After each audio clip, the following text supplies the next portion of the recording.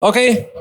Hello, everyone. Welcome to the next panel on this beautiful Amity stage. The topic of this discussion is sovereignty, geo-relocation, tax optimization, but basically how to exit fiat system, especially the one that is in the European Union. And we have today three specialists from that area: Lonis, Jan, and Pavol.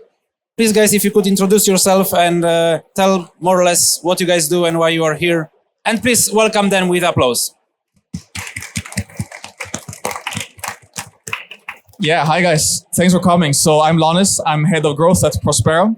So Prospera is the world's only free private city. So basically we have an island outside Honduras where we have most of our own laws, regulations, and taxes, which really enables us to work from first principles and understand what does an optimal jurisdiction look like, what place does Bitcoin have in that jurisdiction, etc. So I'll be talking more about that. And I've lived there now for around a year. And where are you from? I'm from Sweden originally. All right. Jan. Okay, guys, my name is Jan, and I'm trying to empower individuals to be fully sovereign.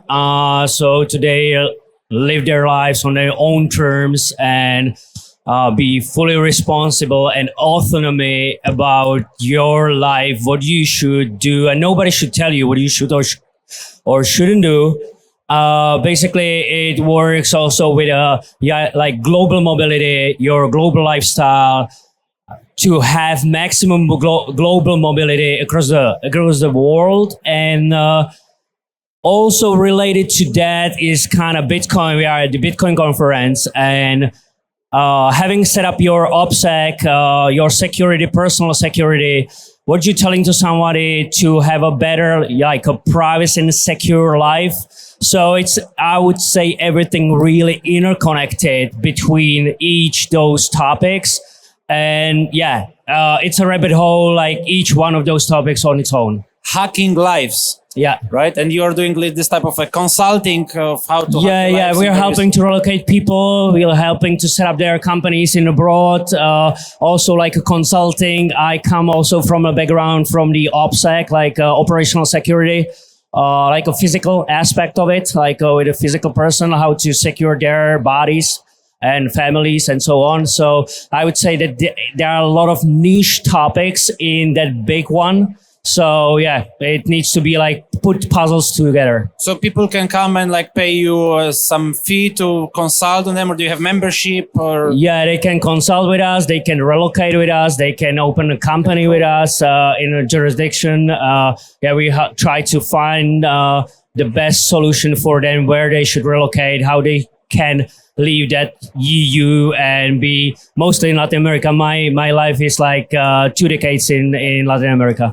Where are you from? Original from Czech. All right, so another European. And here we have Pavol. Hello, my name is Pavol Lupták. I'm originally from Slovakia. Hello. I'm originally from Slovakia. I have multiple companies. My original background is like a computer security. I'm like a computer hacker. I have two IT security companies. Try to be a bit louder. Yeah, I have two IT security companies. But my recent company, it's called Liberation Travel, and we are basically helping people to opt out of the system. So we are helping them to get better residency, even citizenship, companies, especially like we focus crypto people, Bitcoin people. Maybe I should introduce you to my next presentation on the expo stage today at 3 p.m. 50. I will have a presentation how to survive as a digital nomad using Bitcoin. So if you just want to know like what is current practices or trends in surviving on Bitcoin, you should definitely visit this presentation. So basically we are helping people to leave the system, to be free. So it's similar to what Jan is doing, Yep. but your focus is more like international travel, geo-sovereignty, right? Yeah, we basically focus mainly like a crypto people or Bitcoin people, Monero people. Yeah. So if somebody here is looking for tax optimization, tax relocation, they should come to either of you? Yeah. And you serve Europeans, basically, more or less. We also have like many customers from Australia, New Zealand, Canada, and also US, so it depends. And what's the most often setup? Where do you most usually like send people to? become residents? Probably the best combination for European citizen is having like a probably the best setup, but the best combination for European citizens is to have like a tax residence in Paraguay, not living anywhere more than 6 months, having the US company bank account in Georgia or Kyrgyzstan, and this is probably, or using some crypto services. This is probably the most favorite like a combination. And who is it for? Is it like for anyone, or do you need This combination? If you this combination is appreciated especially by people who don't want to pay taxes or who want to significantly reduce their taxation. But basically, any Bitcoin people can appreciate it. I think, especially because of privacy reason. For example, when you have like a national ID from Uruguay, Paraguay, Panama, it's quite easily to make like a KYC on many centralized crypto exchanges. So even like from privacy perspective, I think it's better than using your European documents, for example. Or it is also like a very suitable as a backup plan.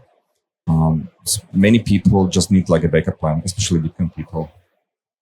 Is it a lot of hassle to do something like this? If I'm just a regular guy, developer, contracting some companies, freelancing maybe somewhere, do I need to like earn a lot to actually? Not at all. Not at all. Like for example, one of our customer are one Uber or Bolt driver in Prague. So like literally, it's pretty cheap. Like there are of course there are like more expensive scenarios, especially if you want to get like a good citizenship. But there are also like a pretty cheap combination you can have. So, do you have another citizenship? I cannot tell you this information. Okay. And the reason is because like we as Slovak citizens, we cannot have dual citizenship. So you can, but you cannot talk about it. No. So we like Czech citizens they can have, but Slovaks they cannot have dual citizenship officially because of like a problem with Hungary or Orban or something. Yeah. So Lonis, you were the one who actually migrated from the European Union, right? Because I believe you guys still live in your countries. You recommend others to move away, but to stay in Czech and Slovakia, right? No, where do you live, Jan? Like more than half a year, Latin America. I've been like living in 10 countries in Latin America in 20 years. Why did you move? What was the main reason for you? You love traveling? My previous business, yeah, I was like doing a global sales, and the company basically needed to relocate every couple of months to different countries. So yeah, like since 20, I'm off. Lonis, and what were your reasons of leaving Europe? My reasons for leaving Europe is mostly ideological, even more so than taxes, I would say. Ideological? Yes. Okay. Yeah. I was always interested in figuring out how to create an alternative to current nation states. I think current nation states, they screw us up in many ways beyond taxation. And so I was always interested in figuring out what is an alternative to this. And so when I heard about Prospera, even independent of taxes, but especially with the taxes as well, it was clear to me that I wanted to go there and create an alternative.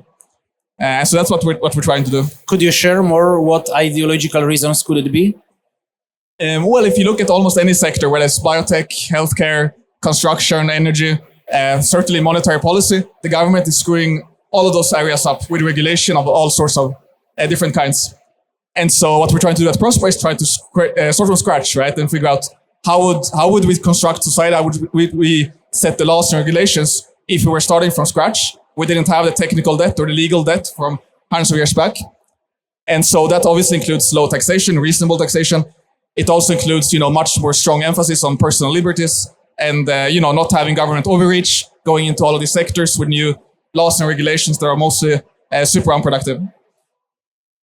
I have left also because of ideological reason. I think it's really good what you did.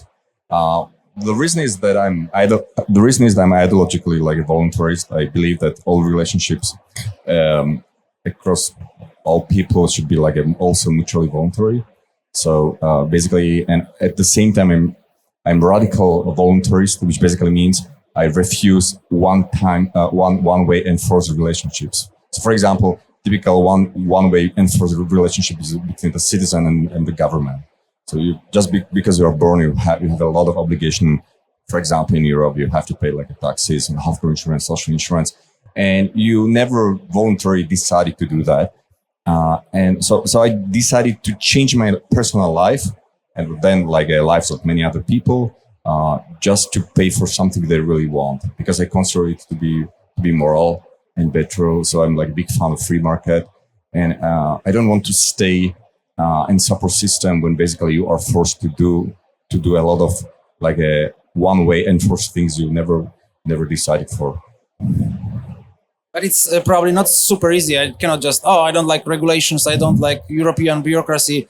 Let's go liberation travel. I pay you, I don't know, $1,000 and then I have residency. It has some obstacles. It's not for, I don't know. Yeah, you have to change your life a bit. Change your life. Because you should be aware that basically if you stay in most EU countries like 6 months, if you stay in most countries about more than 6 months, you are basically becoming automatically a tax slave of the given country.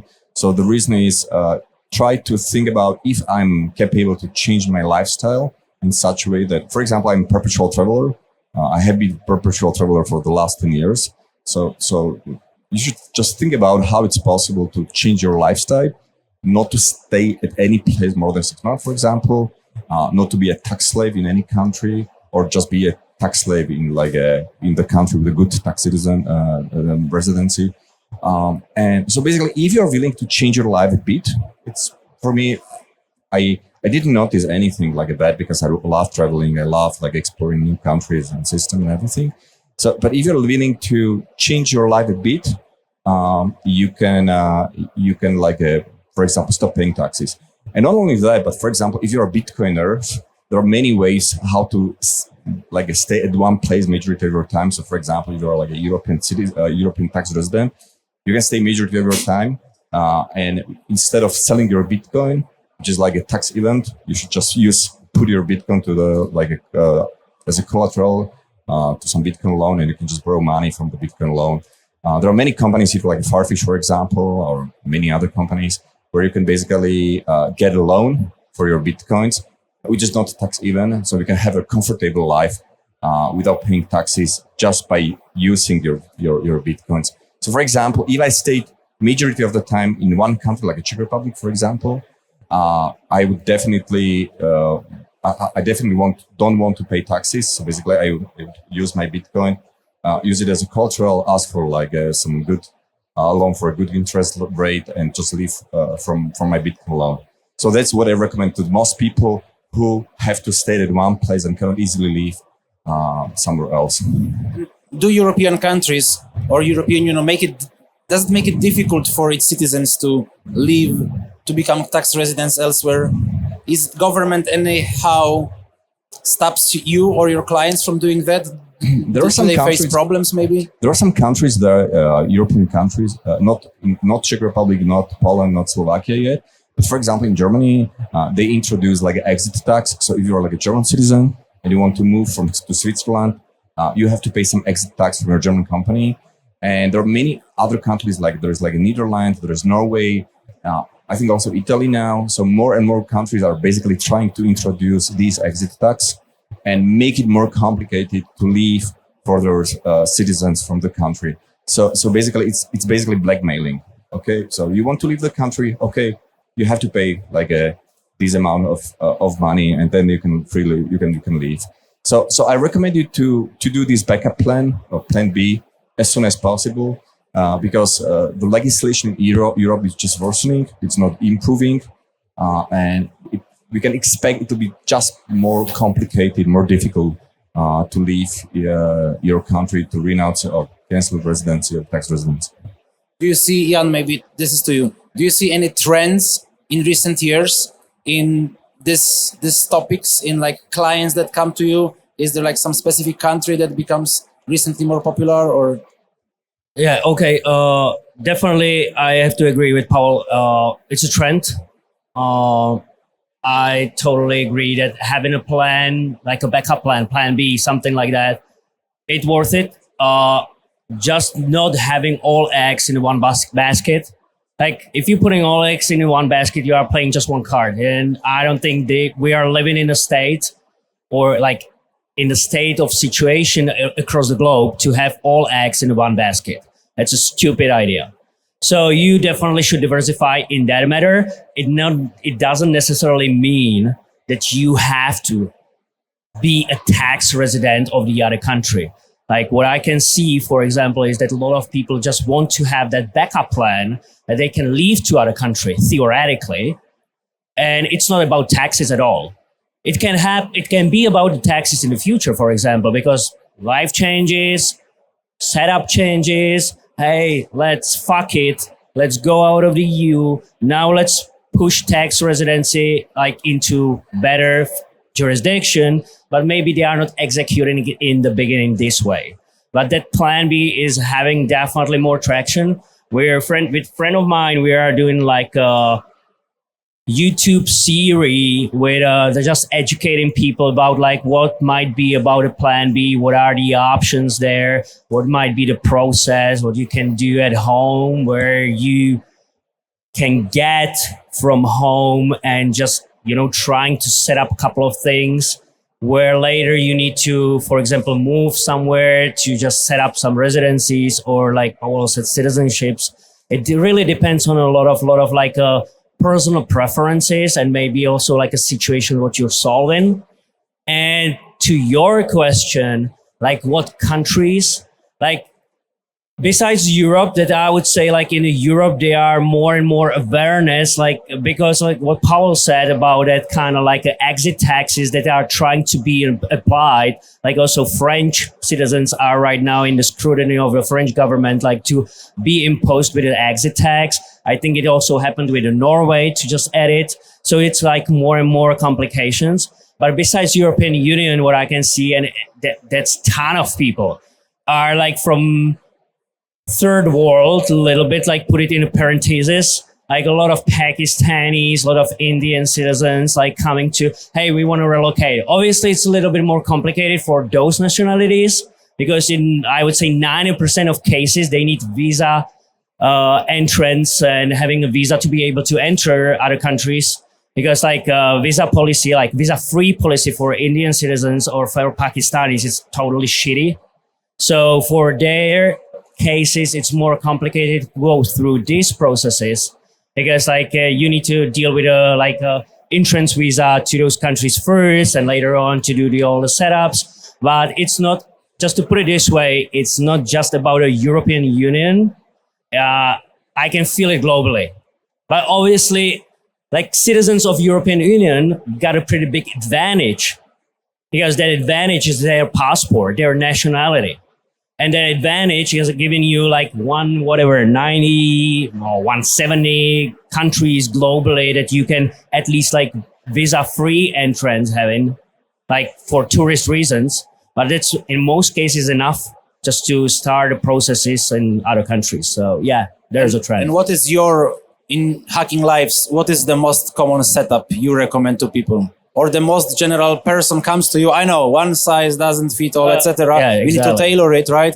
But let's say regular guy, average client of Hacking Lives comes to you.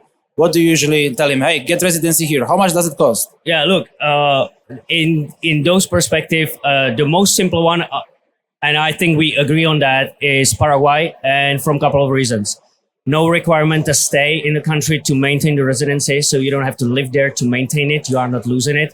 There are a couple of you need to do a trips, couple of years there to step in the territory to maintain it. But it's not about physically living in the country. So for many people, it works as that plan B, what I was talking about, because they can happily live, let's say in Prague, but having that backup plan in a shelf, basically with those ID cards, and say, okay, now we are fed up.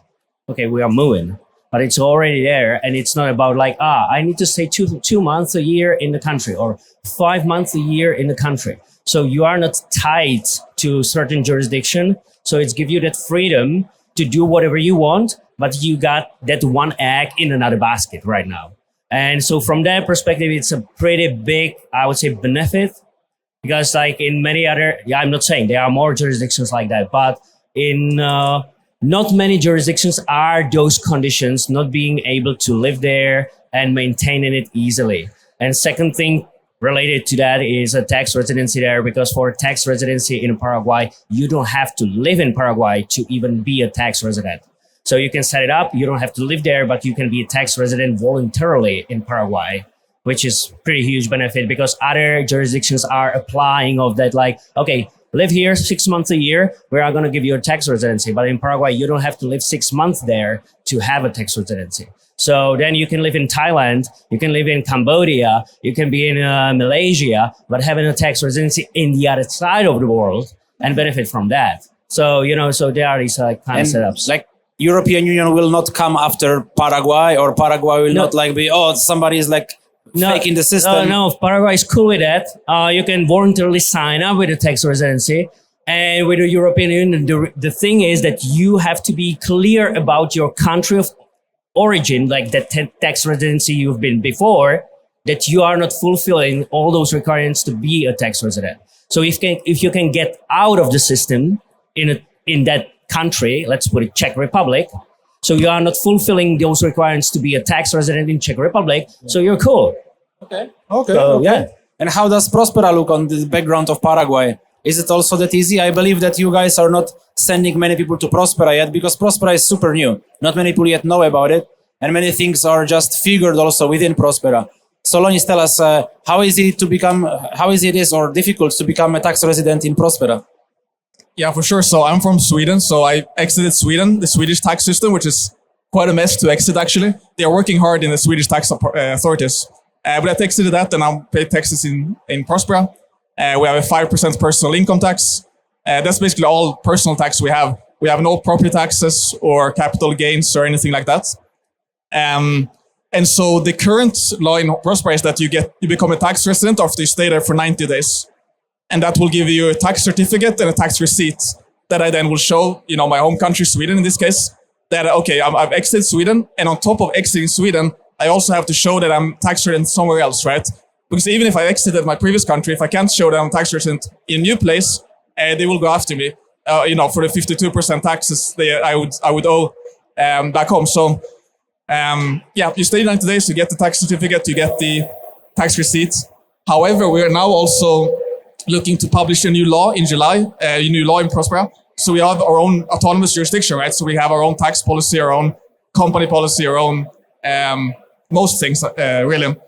And this policy would go a step beyond Paraguay, actually. And so what it would do is that you could pay this lump sum tax option. So you could pay a lump sum tax of around $5,000, and that directly gives you a Prospera tax residency. And so without even having to visit Prospera, you can pay the lump sum tax, you get the $5,000, you get the tax certificate and the tax receipt.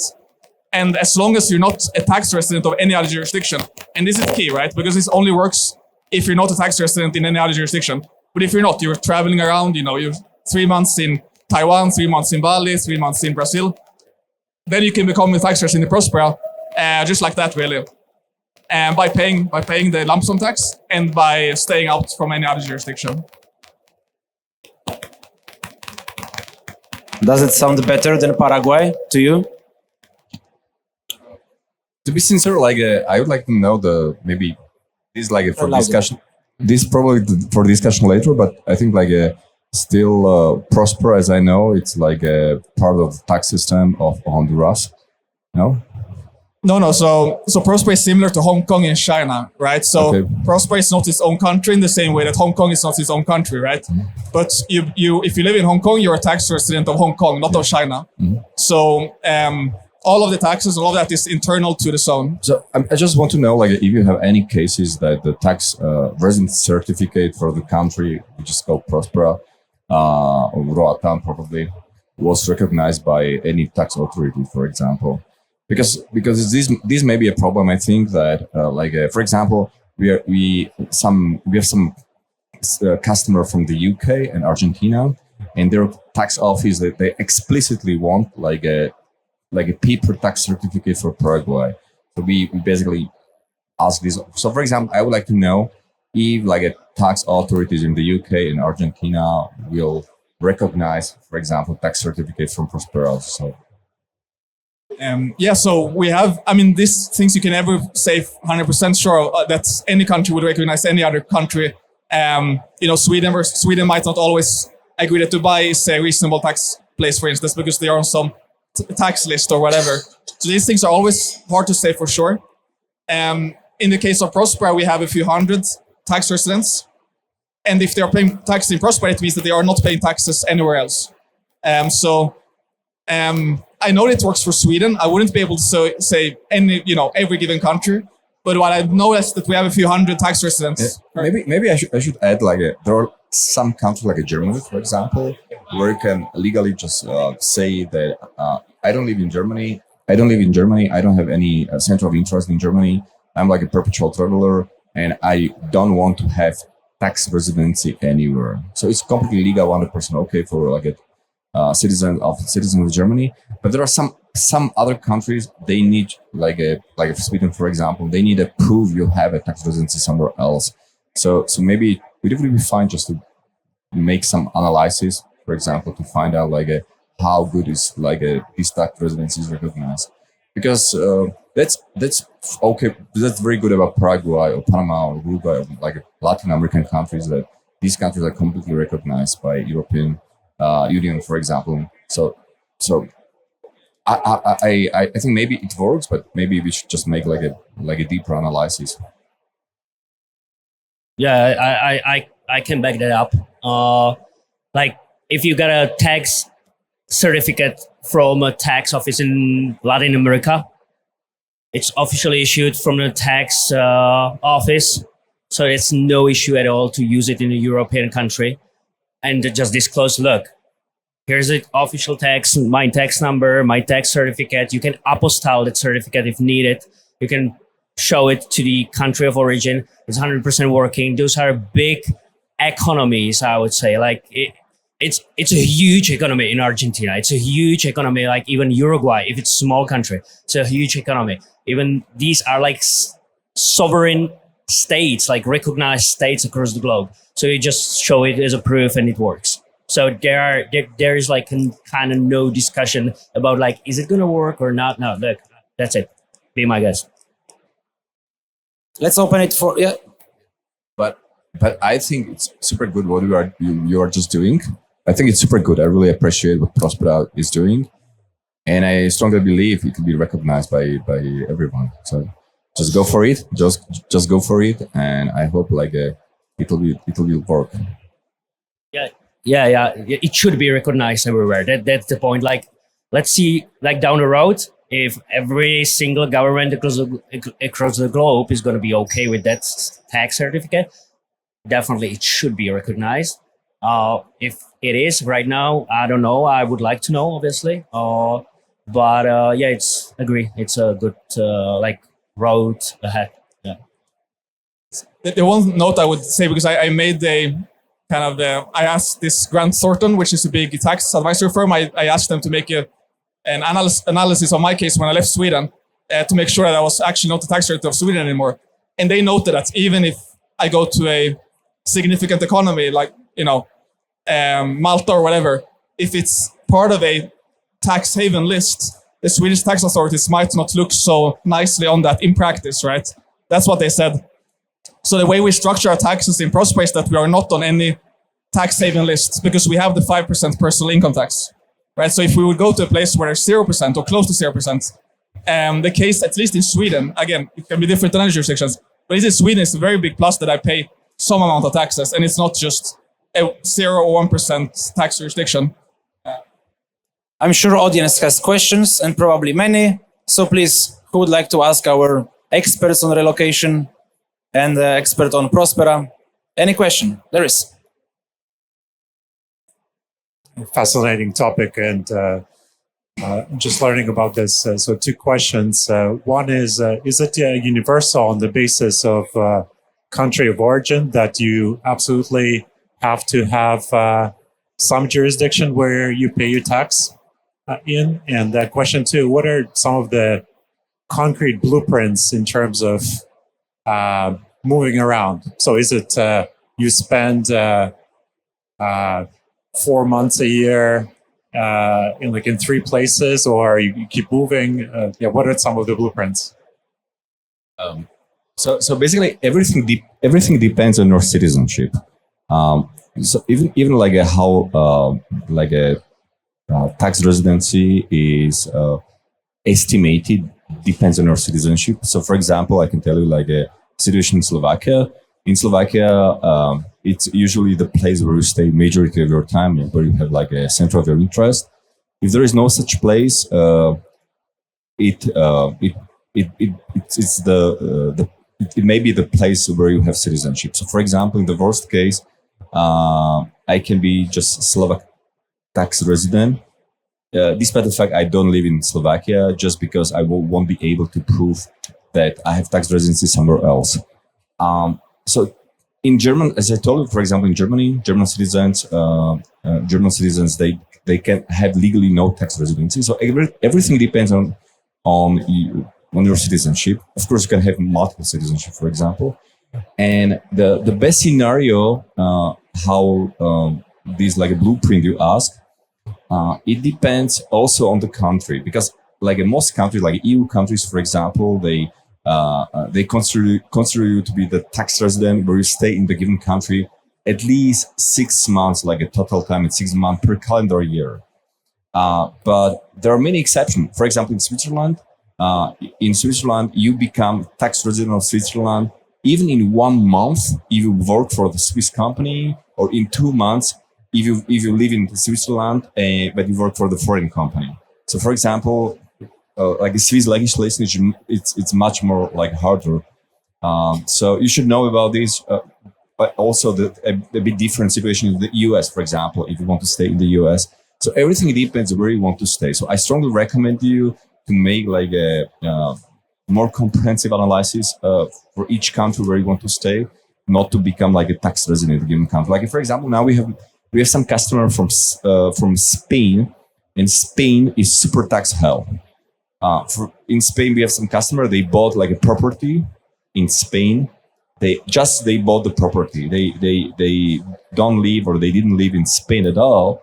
But just because they bought the property, this crazy Spanish tax office decided to consider them to be like a Spanish tax resident, and they started to sue the like a tax office and so on. So everything depends on the country. You should know like the biggest tax hells in Europe is definitely Spain, France, Germany, the UK. These are like a tax. Italy for sure. Yeah.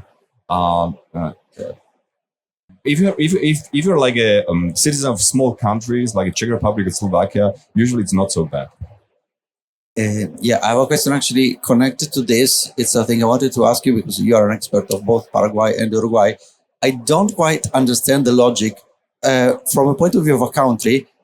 Money matters. Money is the thing that matters. So if I go to a country, if I go to you and I tell you I stay in your house and I give you some money, or I tell you I go to your house, I give you money and I go away, so I don't use your toilet and everything.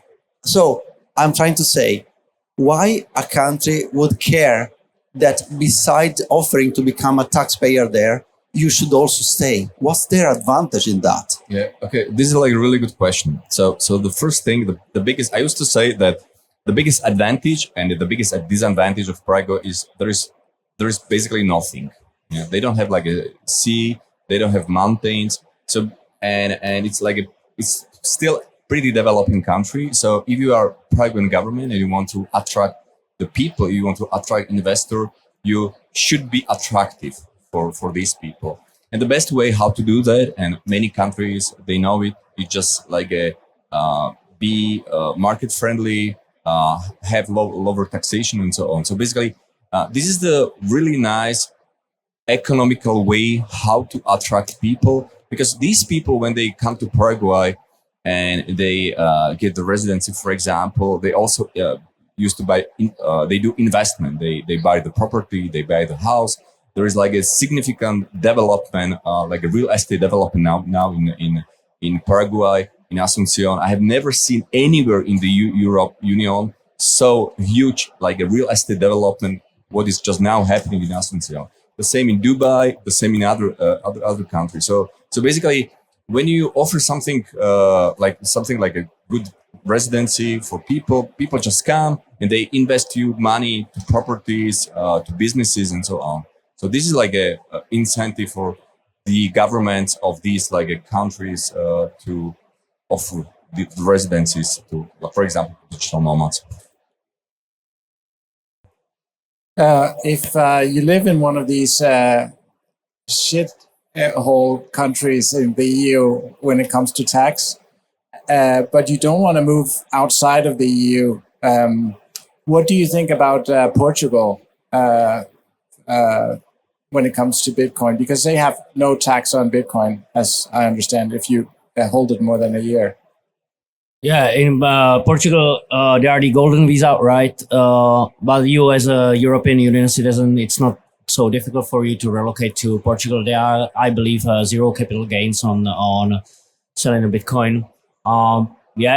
Same probably applies for Madeira right now. Still, and in Funchal, you can live there. It's, I would say, still like a good Bitcoin penetration in the island. From that perspective of capital gains, selling Bitcoin, it might work. You're gonna move to, like Portugal. You're gonna be living there. On the other hand, I would add it's more about thinking in your mind about what you're trying to solve. If it's just the taxes, I believe, there are options in Europe how to solve taxes, even within Europe. Or there are tiny islands between France and the UK that you might also benefit from a tax residency theoretically. But if you add into that game another aspect of maybe your family kind of like a security or having a plan if shit hits the fan. In those terms, I don't believe that the European jurisdiction is a good pick. Because it's everything interconnected. It's a one continent.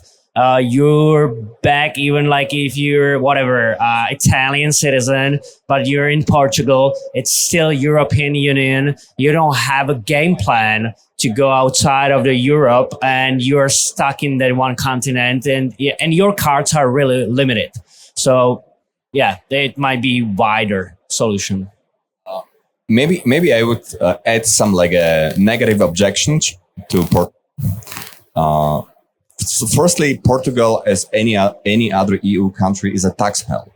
So they don't have a territorial taxation. So you have to pay taxes from there is a worldwide taxation system. This is the first thing.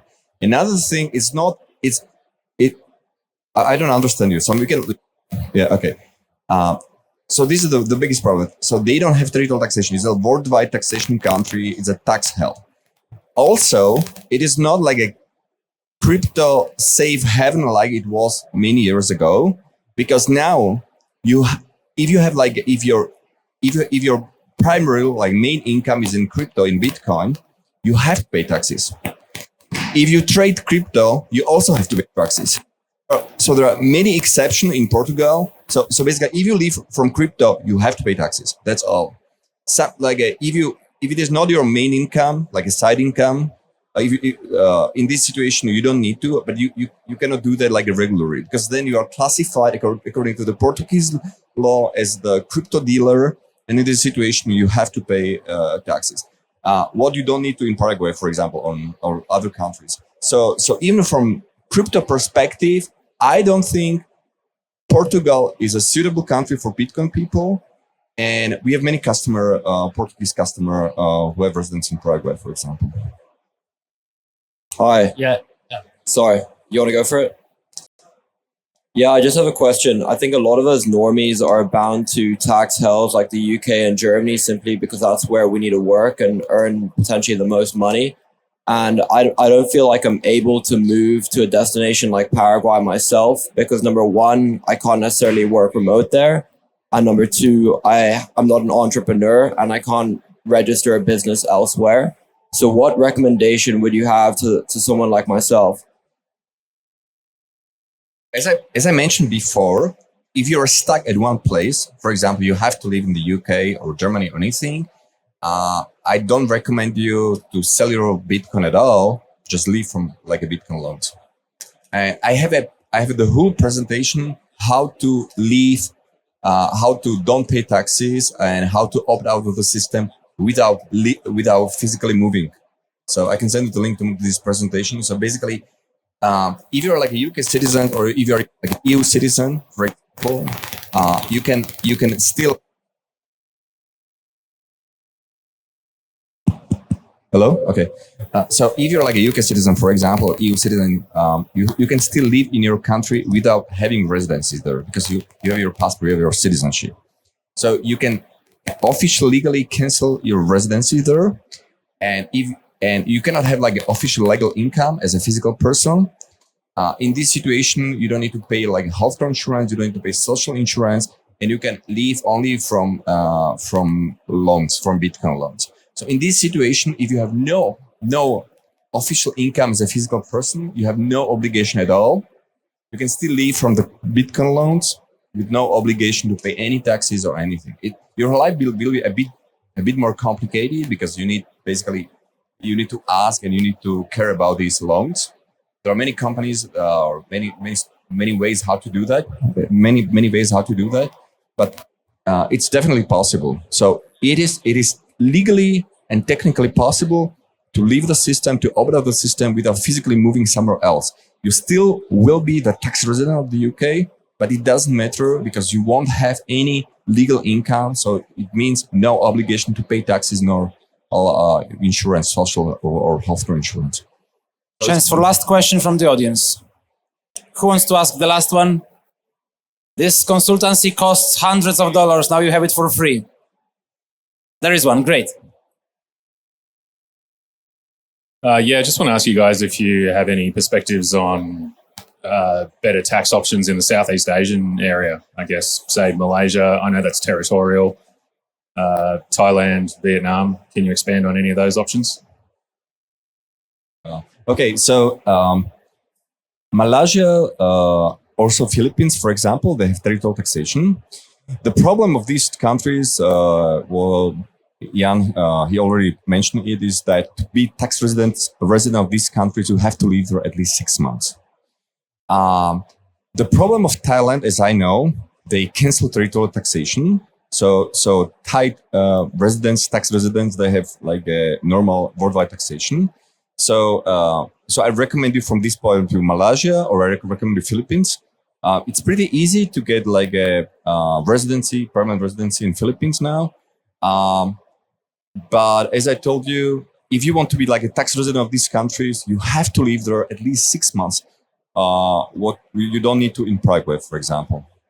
Yeah, I agree. And I would just like to add, in terms of Thailand, exactly, Thailand got like a worldwide taxation right now if you're going to be a tax resident in Thailand. So yeah, a friend of mine is also like was living in Thailand for years now. He's trying to, not go over 6 months in Thailand because you don't want to become a tax resident in Thailand. It's getting more complicated. Thailand like understood, okay, we can get more taxes from, let's say, nomads that were using the system to not paying taxes. Now they're, how it works. It's like up and downs. You got like periods in the time eras. Now they are trying to, get more taxes, which I believe they are not going to get more taxes because everybody's going to be like relocating out of Thailand away. So yeah, but I agree with Pavol in that. And definitely there, for me, it sounds more like a plan A. So you really want to relocate, let's say to Malaysia, you're going to be there. Okay, hey, we're there. It's not giving you that optionality of like being totally independent and living anywhere you want to. For me, Asia sounds like if it's my destination to live at, so it's a good plan A, but it's not in the terms of like a plan B. You have to play the card first there, and then like something else can be a plan B and benefit from those territorial taxations. For example, in Latin Americas, where it doesn't require your physical presence to be a tax resident at. Maybe I would just add that many people many expats or digital nomads who live in Thailand, they used to say, okay, this is true, but like a Thai government or Thai tax office, they will not enforce like a taxation of worldwide income in case of expats.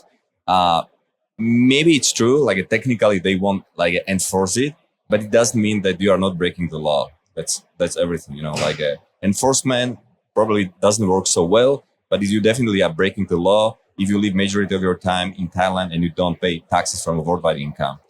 And maybe I should also mention, like in Malaysia and also Thailand. Not sure about Philippines. They also signed CRS. So you open the bank account. They're basically sending information to your tax office according to residency. Last question came from the chat, actually, to Lonis. You explained about tax residency, how to become tax resident in Prospera. You get this report after being 90 days. If you file taxes, you can show it at your home country to sign off of your home country, right? But what are actual taxes in Prospera? Is it also territorial? Is there like capital gains taxes? What's more or less, if you could sell it to the audience, how it looks in Prospera? Yeah, so in Prospera, it's purely territorial taxes. It's a 5% flat income tax.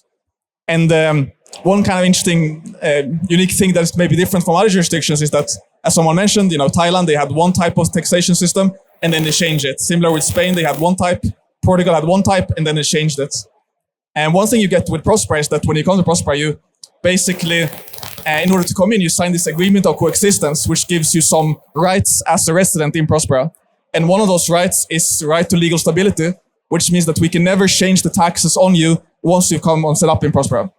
So once you become a tax resident in Prospera at some point, let's say in 5 years we change our laws, it's now worldwide taxation, right? It doesn't change anything for you who's come in today. We don't plan to do worldwide taxation because it doesn't make any sense and it's against freedom principles.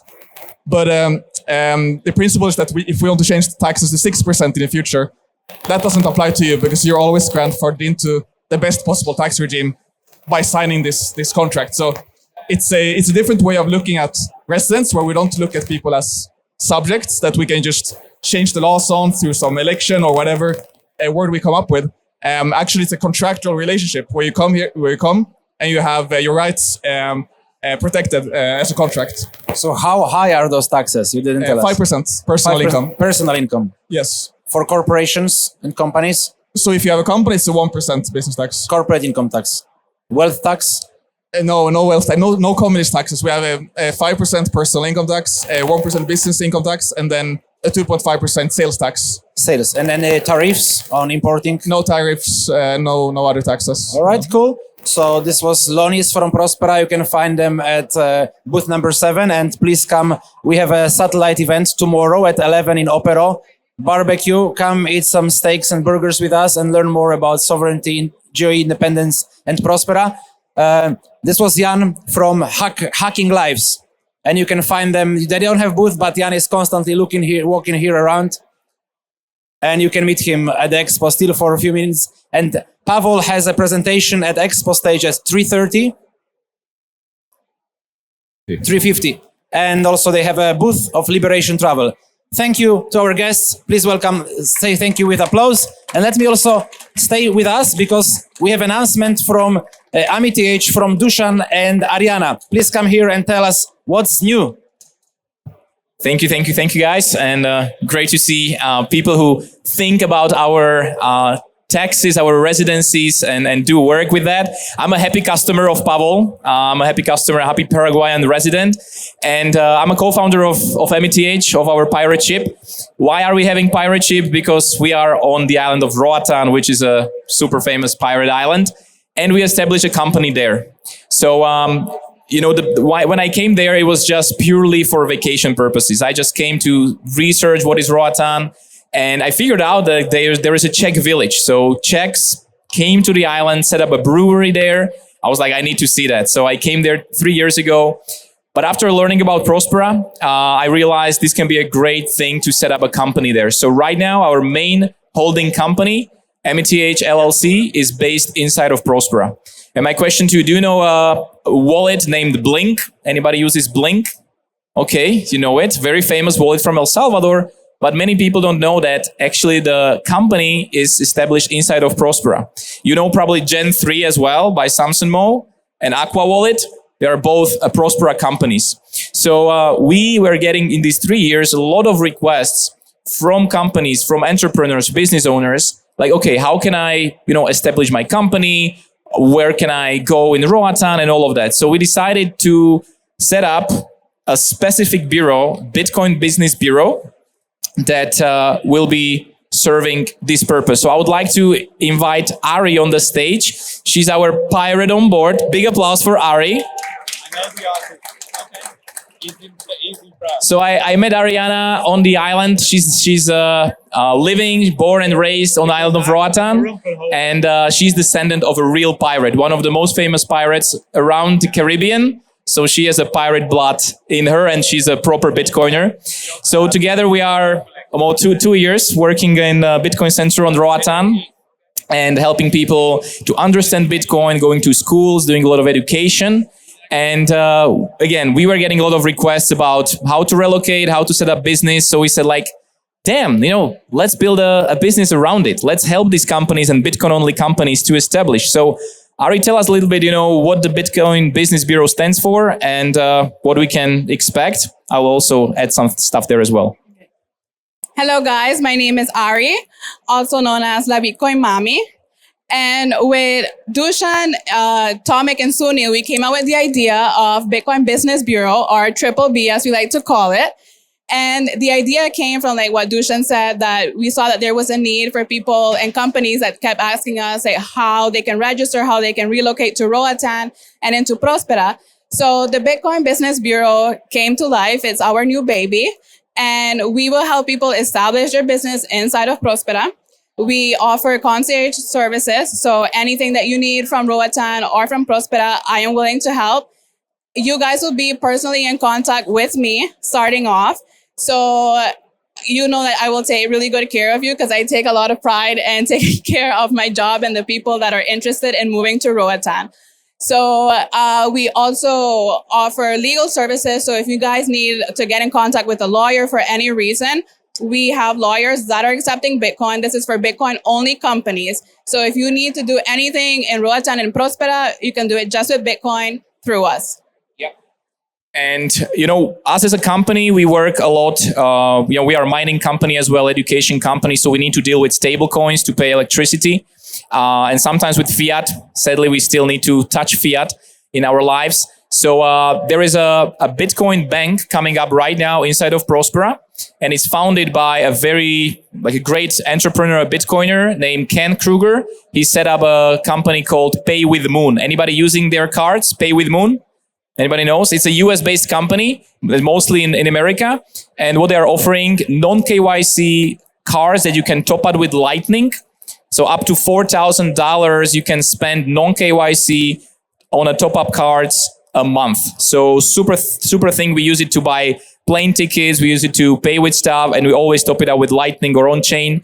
So this guy is setting up a bank inside of Prospera. So through Bitcoin Business Bureau, you're going to have more concierge service to set up accounts for your company or personal use, lowering the fees. And also for the cards through Bitcoin Business Bureau, we can help you lower the fees as well. So right now, again, this is a very fresh baby of ours. So if you have any questions, Ari will be here to answer them. But the best way would be leave us an email. We'll be sending you more information in upcoming days after the conference. So if you're thinking about setting up your business in just a few minutes, honestly, you don't need to travel to Prospera, although we would love to visit you on the island, have you on the island because it's beautiful. But you can set up the company remotely, just in a few minutes. Tomek is setting up a Bitcoin district there right now. So we invite more and more Bitcoiners and companies to establish in Roatan, to experience the beauty, to get the benefit of Prospera jurisdiction. And this way we can help you to really make it reality and help you with that. So any questions, stop by to Ari, leave us your email. We'll be giving you more information in upcoming days.